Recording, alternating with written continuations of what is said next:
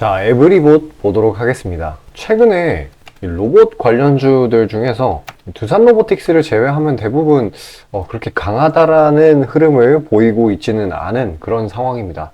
네, 그 와중에 에브리봇은 따로 이제 개별적인 재료가 나오게 된 그런 상황이에요. 두산 로보틱스가 나머지 로봇 종목들을 끌어줄 가능성도 있기는 한데 현 시장 특성상 그렇게 되기는 어려울 것 같습니다. 아무래도 강한 놈이 더 가는 그런 장으로 이제 바뀌게 된 것 같거든요. 제가 생각을 했을 때는.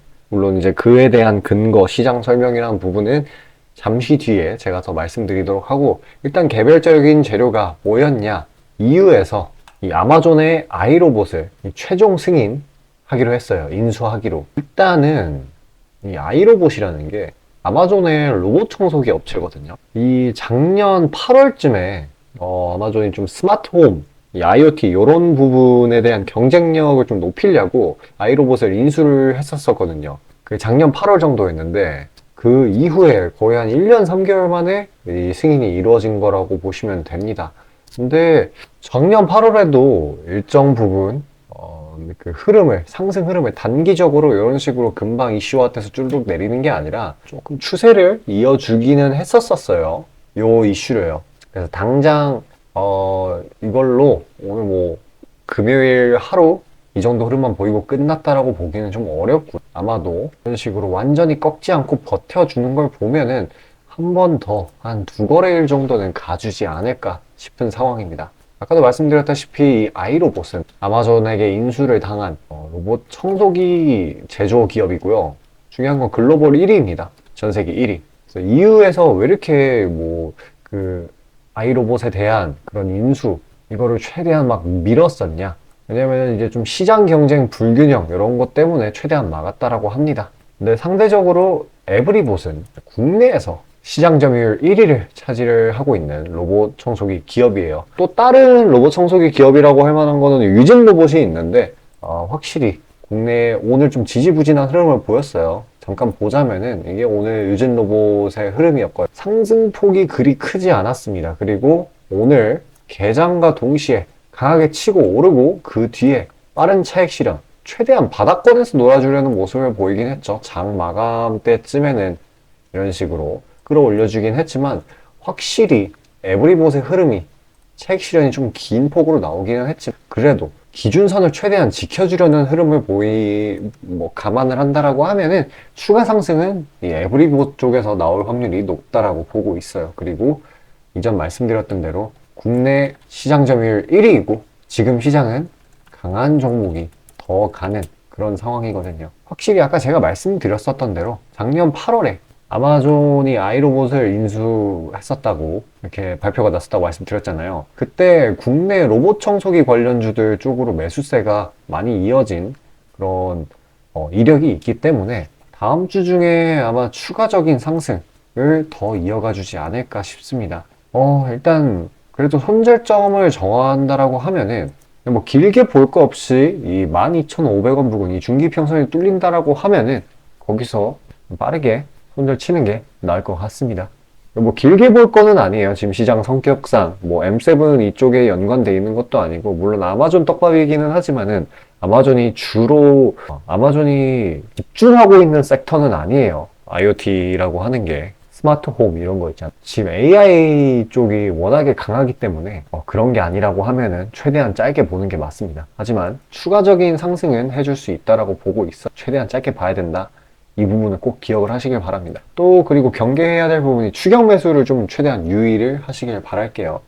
예를 들면은 이 오전 10시 이 부분에서 이런 거 따라 올라가게 된다라고 하면은 딱 고점에 물리는 그런 결과를 맞이하게 되실 수도, 최대한 눌려 있는 구간에 들어가시는 거를 권해드립니다. 그래서 유진 로봇 같은 경우에는 마지막에 위에 좀 말아 올렸거든요. 장막 앞에서. 따라서 좀 더 눌렸던 에브리봇을 이걸로 최대한 트레이딩을 트라이 해보시는 게 좋을 것 같습니다. 그리고 밑에 중기 이평선이 있기도 하고요. 꽤나 뚜렷합니다. 이탈이 나는지 안 나는지가. 기존의 지지 라인이기도 했고, 길게만 안 보시면 될 것 같습니다. 자, 아침에 시간이 없으신 분들을 위해 장 전에 당일 부각 모멘텀 그리고 시세 분출 종목 매일 아침에 구독자분들께 보내드리고 있습니다. 자, 쓰잘데기 없는 이 정크 가짜 정보들 필터링 거친 뒤에 정제된 정보들이고요. 당일 부각 이슈들로만 정리해서 보내드립니다. 자, 시장에는 한 가지 진리가 있어요. 아무리 초특급 악재가 터져도 막 해가 서쪽에서 뜬다고 하더라도 이 아침에 시장이 개장을 했을 때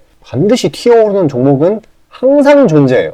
그래서 이러한 특성 때문에 장초 개장 시간 1시간 동안만 매매를 하고 나머지 시장은 관망을 하시는 분들도 상당히 많으시죠. 근데 만약 내가 스윙이나 장투를 지향한다고 해도 이 가장 활발한 시간, 개장 후 1시간대를 놓치는 거는 합리적인 투자 관점에서 보면 너무나도 아까운 일이에요. 자, 장 초반에는 뭐 기본 수급, 세력의 움직임, 전일 모멘텀 등등 다양한 요인들, 그중 단일 요인만 가지고도 이 수익 구간을 충분히 내주는 일이 허다하죠. 나중에 빠지는 건 둘째 치고요. 그런데 이 개개인이 수많은 종목, 이 시장에 상장된 종목이 얼마나 많이 있습니까? 그 많은 종목에서 이러한 요소들을 다 파악하려고 막 분석을 해서 수익을 잡아내기는 상당히 난이도가 있어요. 이 단적인 예로 이 시장의 정보 재료라고 할 만한 것들이 날마다 아침에 보면 수도 없이 많이 쏟아져 있어요. 그래서 그 개별 재료들의 높고 낮음, 중요도, 이게 앞으로 주가에 어떻게 적용될 건지 개인이 파악하는 거 사실 불가능에 가깝다라는 거. 물론 경력이 쌓이신 분들은 가능하겠죠. 하지만 모두 다 그런 건 아니지 않습니까?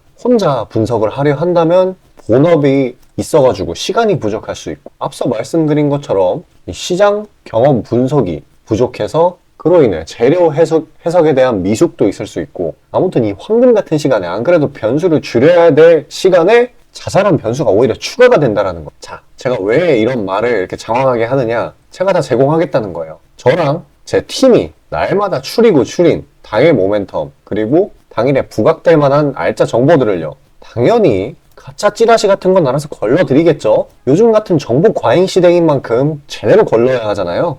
승률이야 말할 것도 없습니다. 만약에 적중률이 낮다라고 한다면은 이 많은 분들이 계속해서 정보 받아보고 있지 않을 테니까요. 비중, 진입가, 손절가 다 제시해서 안내드리고요. 정말 중요한 손절가까지 매번 철저하게 다 챙기고 있습니다. 처음부터 끝까지 이런 식으로 다 떠먹여드린다는 거. 자, 그리고 정말 중요한 얘기인데, 이 시장에 100%라는 건 없어요. 그래서 날마다 수익이 난다라는 거는 정말 말도 안 되는 일이죠. 저도 100% 장담 못 드립니다. 하지만 팩트를 말씀드리면은, 저는 매번 분석을 통해서 진짜 머리가 갈릴 정도로 분석을 해서 분명히 높은 수익률로 시장에서 살아남아오고 있어요. 손절, 비중 관리 철저히 해가면서요. 포트폴리오 전체 수익률을 우상향시키고 있단 말입니다.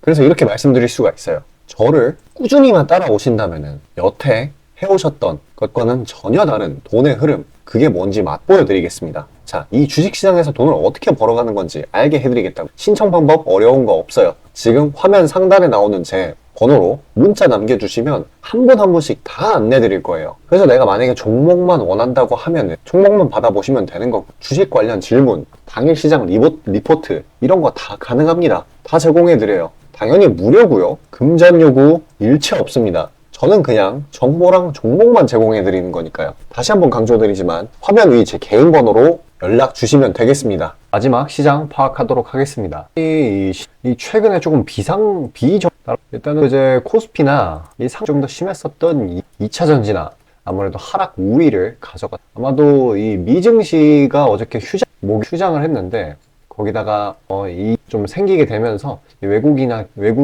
기관이나 미국장에 네, 한 가지 볼만한 게 블랙 프라이데이 소비 회복이라고 하면은 증시 12월 달에 이 연준에 대한 실망이겠죠. 이제 금리 인하까지 걸리는 시간에 대한 그런 게 오랜 그런 인식이 심어지게 된다라고 하면은 시장의 하방 압력이 일단은 대거 종가 매집 물량이 들어오는 게, 일단은 아까 말씀드렸던 것처럼 신규 상승 종목으로의 비정상적이 쏠리고 있어요. 약한 상황이고, 그렇기 때문에 이런 상황이면은 어떤 식으로 주식시장이 바뀌냐면 굉장히 간단합니다. 자금.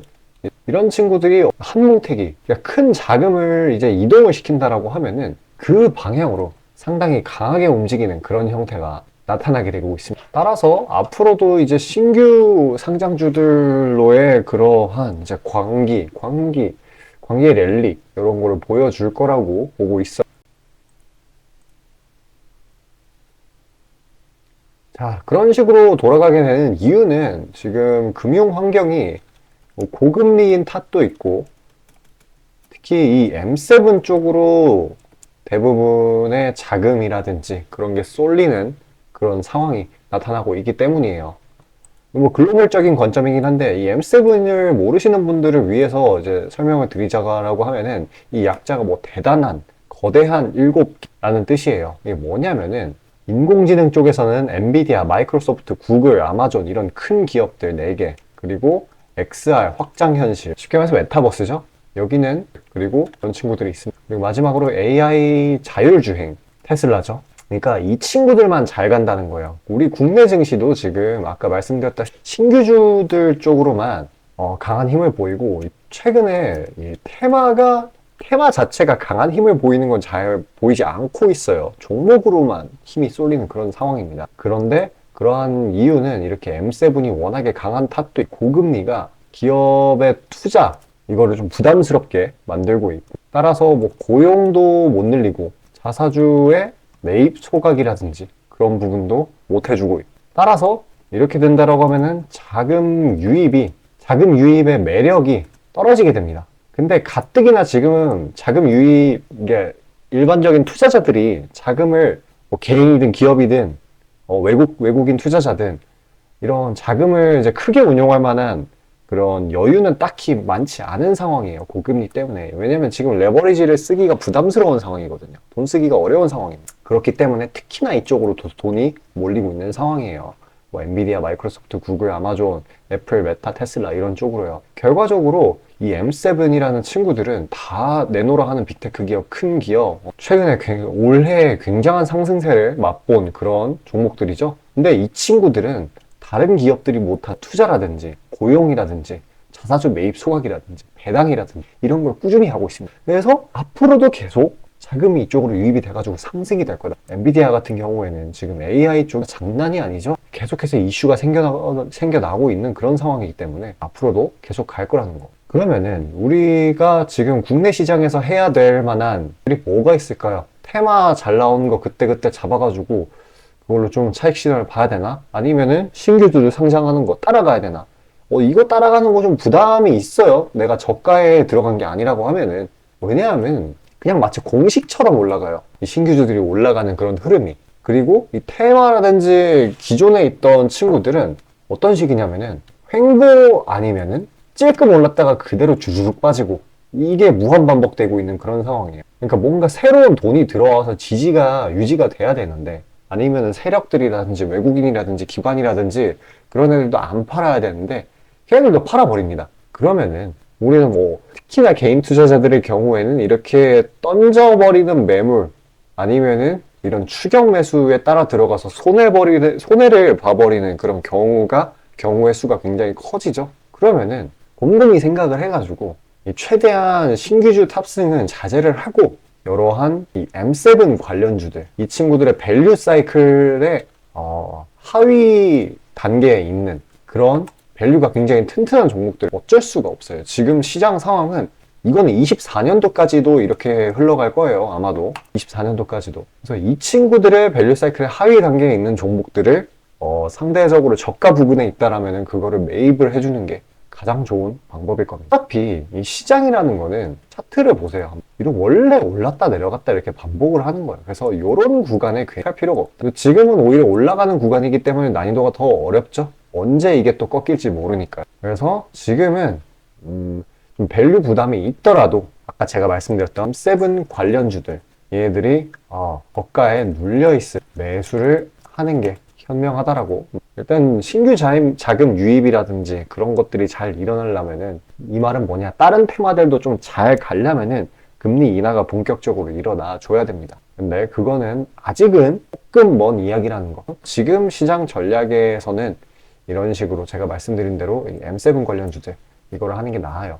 그거를 저가에 매집해서 당장 수익을 보려고 하기보다는, 당장 수익을 보려면 모멘텀이 굉장히 괜찮은 종목들 아주 빠르게 스캘핑으로 빠르게 치고 나와야 되는데, 그게 안 되시는 분들도 좀 그 종목을 따로 추려내기는 굉장히 어려우니까요. 물론 제가 추려낸 거 따로 보내드리고 있기는 합니다. 모멘텀들 받아보시는 방법은 화면 상단 위에 보이시는 저 번호로, 개인 번호로 숫자 5 보내주시면 돼요. 근데 만약에 그게 아니라고 한다라고 하면은 이렇게 M7 관련주들을 주시는 게 굉장히 현명할 겁니다.